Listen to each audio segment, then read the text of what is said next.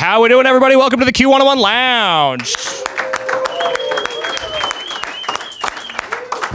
My name is Case from Brian and Kenzie, and we're lucky enough to work in this space where we have so many interesting and unique artists come through. Sometimes it's the biggest bands in the world, and we can all celebrate seeing them in a very small, intimate venue. There are times like this, though, when years from now, I think people are going to lie about being in this room on this day, because there are bands that come through Chicago that are brimming with potential, that are only going to get bigger, and you guys are going to witness something really special here today with a young band that I think makes all of us incredibly excited. So please make some noise for Edgehill.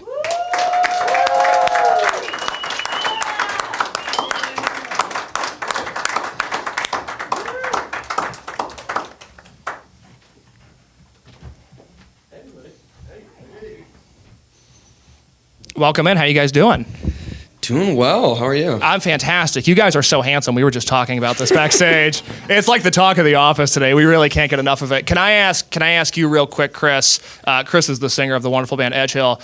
I'm in the market for new boots, and I like yours. Do you know where you got those? Yeah, these are just some Blundstones, kind of an indie staple. Oh, God. And I got them on Depop. They were somebody else's shoes before they were mine. Well, that's good for the environment, so congratulations Thank on you. that. I love that. You guys have been playing some shows in the Midwest this weekend. That's very exciting. Anything from tour so far that's happened that you weren't necessarily expecting? Yeah, we played Lincoln Hall with Winya 2 days ago. It was a great show.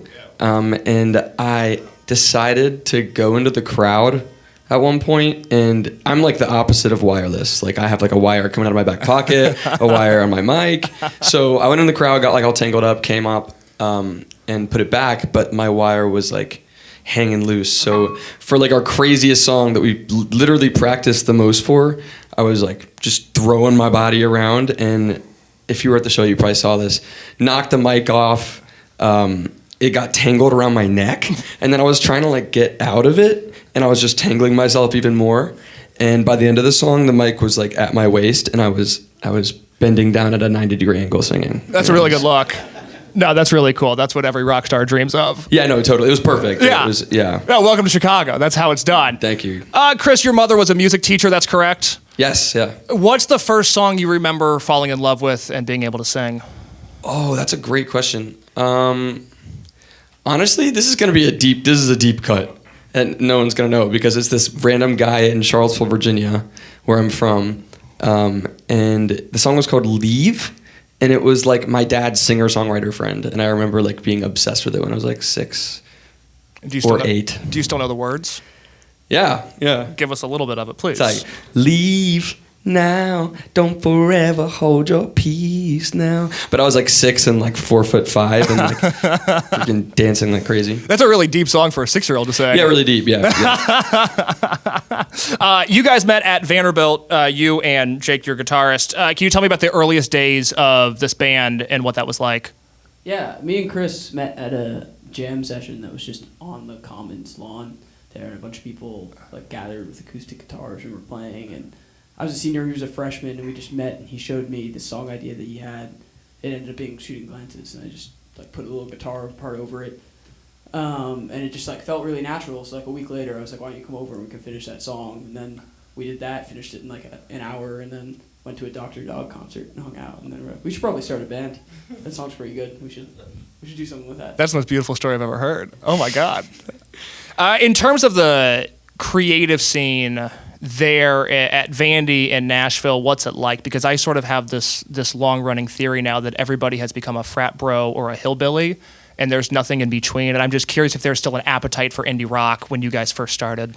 At Vandy, there was nothing. Like, Yeah. Absolutely no band scene at all. The people were there. The people who wanted to be in bands were there, but nobody was forming a band. Nobody was playing music together. There's nowhere to play. None of the parties or anything had live music or anything like that. All DJs. So it was, even when we started, like I was a senior by then, I had to like convince frat to like let us play, and we got to play at one of their parties at like the very end, and it was like really They were like, "That's the coolest party we ever had." We're like, yeah, duh, it's a band. Like, but at the Nashville scene, I mean, we were really lucky to have friends who like were really tapped into the Belmont scene going on there, and Vandy and Belmont really like didn't mix at all because of Vandy. Like Vandy kids are just What's the difference between a Vandy kid and a Belmont kid?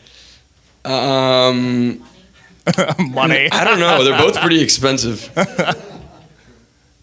Matcha, maybe? Vandy, I don't know. Vandy kids, like, it's like your typical, like, finance bro, a lot of them, and they're very, like, just focused, and they don't get out of campus much. Like, it's just that it's very much like an insular bubble. And Belmont had, like, a whole cool house show scene going on that we were, like, sort of trying to get into at the end, because we were like, we want to just, like, set up in a house and play into a packed room like that. So, I don't know, it's just, like, extremely different cultures and what people find fun and what people care about. I think people at Vandy cared a little bit more about how they were perceived and like not going outside of the box. The majority of people I knew, at least, there are also some like really sick artists and like creatives and writers at Vandy that were awesome in little pockets. Yeah. In terms of, now that you guys have been on the road a little bit, you're making music that's been very well received. Is there a moment when you guys were either in the middle of playing a show or after you finished a show, the first time where you were like, oh my God, we're doing the thing that I've always wanted to do? Like, this is the feeling that I've been chasing. Do you remember that moment? For me, it's when we opened for a band called Dexter and the Moon Rocks. Shout out. Brooklyn Bowl, and I've seen like some of my favorite artists ever. I saw Pine Grove 2 nights in a row at Brooklyn Bowl, and it was like a legendary time. And so to be on that stage and see all the people out there was kind of like, oh, I was down there last time I was here. And it was awesome. That is awesome. Now that you guys have a record label behind you and you're playing more shows and you're in spaces like Q101, does it change the creative process at all? Because now you're not only playing house shows and having fun, but there's an expectation that the things you put out need to be at a certain level. And to play with a band like Dexter and the Moon Rocks, you have to deliver. Does that factor into your creative decisions at all? I think it definitely factors into like the process of making those creative decisions. Like we try our absolute best to not let it like impact what the actual product is that we're making, but it's really hard. Like, there's an objective truth of like people are going to hear this, and like we're also going to be working these next 8 songs or whatever for the next year, like hearing them like every day.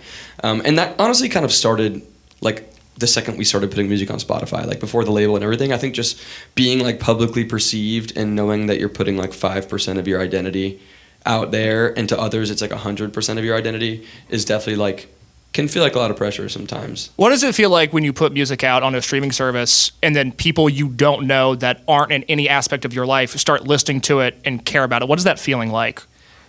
It's like a Krispy Kreme donut. I understand completely. It's actually insane. I was just talking to a fan who was at the Chicago show, and was just like, they were like talking about all of our songs, and I was like, I just simply can't believe that I don't know you and you're like this invested in what we do. Like it's pretty insane. It's an incredible feeling. Congratulations on accomplishing that. Let's talk about the song Doubletake. That's the one that I think has really taken the world by storm here. Tell me about the day that song began. What were you feeling? What was happening in your life that led to those words going on the paper? Yeah, I came up with the idea on my computer, just like making a demo. And actually, I just listened to the album Masterpiece by Big Thief, which is like, we were just talking about this, one of our favorite albums. And it was my first time ever listening to it. And Adrienne Linker just made it seem so easy to write a song. She does that? Yeah, she does that. Like, it's unreal. And she just made it seem so easy. And I sat down and like a melody just came right out. But it was super half-baked. It was like, I was mumbling words over the thing. I'd been struggling with writing a little bit. And I like demoed out like half the song with absolute baby monkey brain gibberish over it, and then I brought it to Jake and the band, and they helped me finish it off in like one practice. So the finished product that we have of that song, is that roughly what you imagine it being when you started it, or did it evolve over time? It's like in the same realm for sure. The chorus is a little different, I think, than I imagined it, but it stayed pretty consistent. Went a little bit heavier with the guitars. Yeah, Chris is probably imagining. Yeah. It sounds good, so I'm glad you guys did that. I'm stoked about. Yeah, no, it worked out nice. Yeah. Final question. You mentioned Adrienne Linker there. I heard you guys do a Built to Spill cover earlier. I'm just curious, is there a musician that you're jealous of? Because for as talented as you guys are, when you hear their music, you go, oh, they're doing something I never would have thought of. I don't know if I'll ever be able to do that. Ready? 3, 2, 1. Cameron Winter. It's Cameron Winter. Shout out to the Geeseheads. They're having quite the year. Well, so are you guys. I'm very glad you're here. Everybody make some noise for Edgehill. They're going to play some music for us now.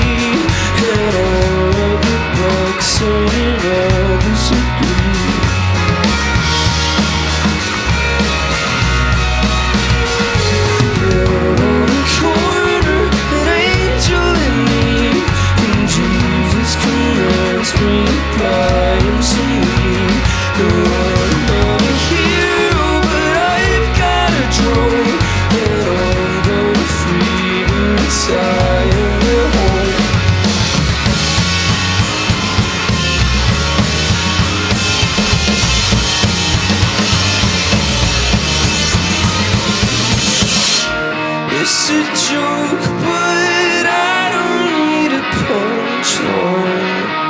Don't think about it, I'll be fine.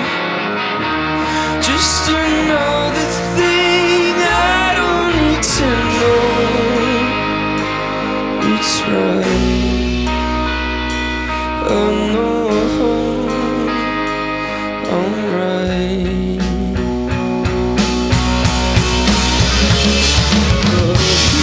Poison bottle of wine, all like my lungs when I feel like the night.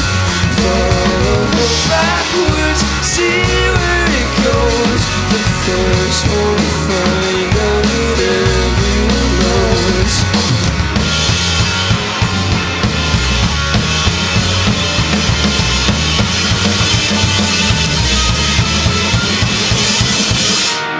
It's a joke, but I don't need a punchline.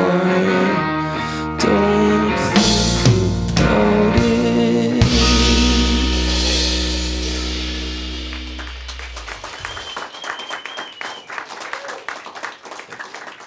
That one's called Drone Song.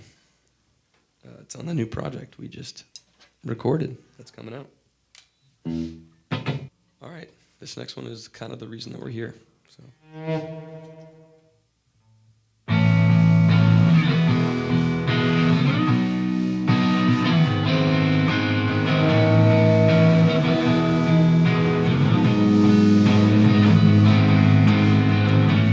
Maybe it takes a little while to take it in stride, 'cause that's all you really want,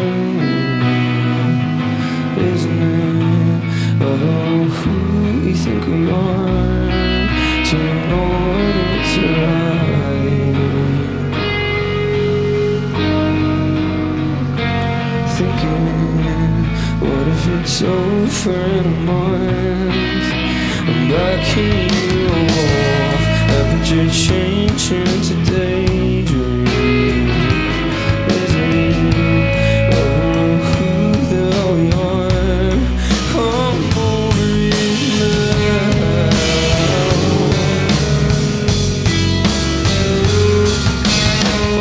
It's okay, I got it. I'm breaking out the coffin. It's alright, I'm got it. I'm breaking out, I'm conscious. I'm breaking